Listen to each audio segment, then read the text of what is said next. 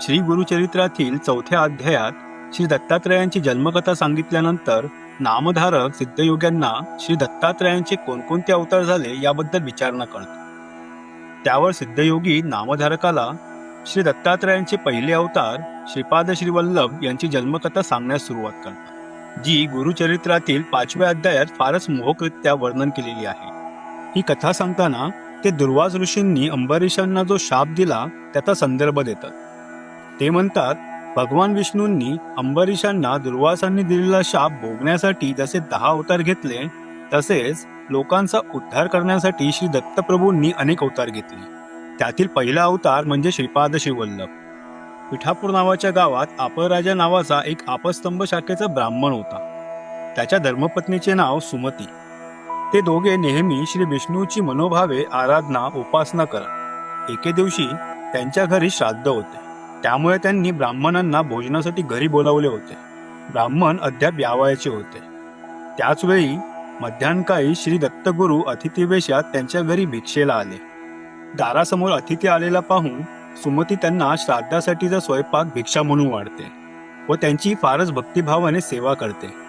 ते पाहून श्री दत्तात्रय तिच्यावर प्रसन्न होतात व तिला 3 शिरे व 6 हात अशा स्वरूपात दर्शन देतात. प्रसन्न झालेले श्री दत्तात्रय तिला म्हणतात, माते, मी तुझ्यावर प्रसन्न झालो आहे. तुला जे हवे असेल ते माग. हे ऐकून सुमती फारच आनंदित होते व दत्तप्रभूंना म्हणते, भगवंता, आपण मला माते म्हणालात तेव्हा ते नाव सार्थ करा. मला अनेक पुत्र झाले, परंतु ते जगले नाहीत. त्यातून 2 जगले, पण तेही अपंग आहेत. एक आंधळा आहे तर दुसरा पांगळा.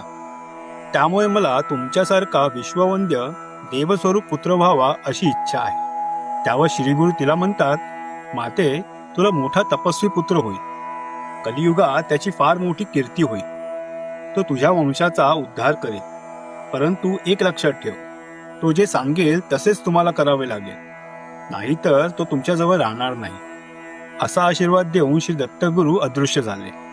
अपराजा घरी येताच सुमती त्याला सर्व घडलेला प्रकार सांगते. त्यामुळे अपराजाही फार आनंदित होतो. पुढे यथाकाळी सुमती गर्भवती झाली. 9 मास पूर्ण झाल्यावर एके शुभदिनी अपराजा व सुमती यांना पुत्र झाला. त्यांनी त्याचे नाव श्रीपाद असे ठेवले. श्रीपाद लहानपणापासूनच फार हुशार होते. त्यांची मुंज होताच ते 4ही वेद बोलू लागले. आचार धर्म, व्यवहार धर्म, प्रायश्चिते, वेदांत इत्यादींचे ज्ञान ते लोकांना समजावून देऊ लागले. थोड्याच काळात श्रीपादांची कीर्ती सर्वत्र होऊ लागली व त्यामुळे त्यांच्या मुखातून ज्ञान श्रवण करण्यासाठी लोक पिठापुरास येऊ लागले. पुढे श्रीपाद 16 वर्षाचे झाले असता अपराजा व सुमतीने त्यांना विवाहाविषयी विचारले. त्यावर त्यांनी आपण विवाह करणार नाही असे त्यांना सांगितले. मी वैराग्य स्त्रीशी विवाह केला आहे. मी तापसी ब्रह्मचर्य असून योगश्री हीच माझी पत्नी आहे. त्यामुळे आता मी तप करण्यासाठी हिमालयात जाणार आहे. हे ऐकल्यावर सुमती फारच दुःखी होते. पण त्याच वेळी तिला श्री दत्तगुरूंचे शब्द आठवतात व ती विचार करते की या मुलाचा शब्द आपण मोडला तर काहीतरी विपरीत होईल, तेव्हा याला अडवून चालणार नाही. त्यावेळी ती श्रीपादांना अत्यंत जड अंतःकरणाने म्हणते, श्रीपादा, तू आमच्या म्हातारपणी आमचा सांभाळ करशील अशी आम्हाला आशा होती, पण आम्ही तुला अडवित नाही. आपल्या आईच्या डोळ्यातील अश्रू पुसत श्रीपाद आईवडिलांना म्हणतात, तुम्ही काहीही काळजी करू नका. तुम्हाला हवे असेल ते मिळेल. ते आपल्या दोन्ही अपंग भावांच्या डोक्यावर हात ठेवतात आणि त्या क्षणी परिस्पर्शाने लोखंडाचे सोने व्हावे त्याप्रमाणे त्या दोघा भावांना दिव्य देह प्राप्त होतो.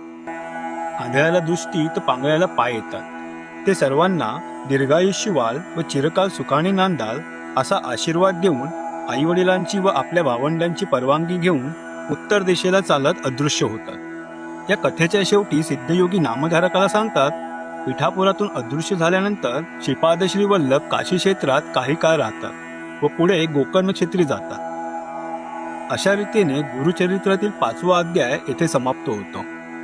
बोला तर. अवधूत चिंतन. श्री गुरुदेव दत्त.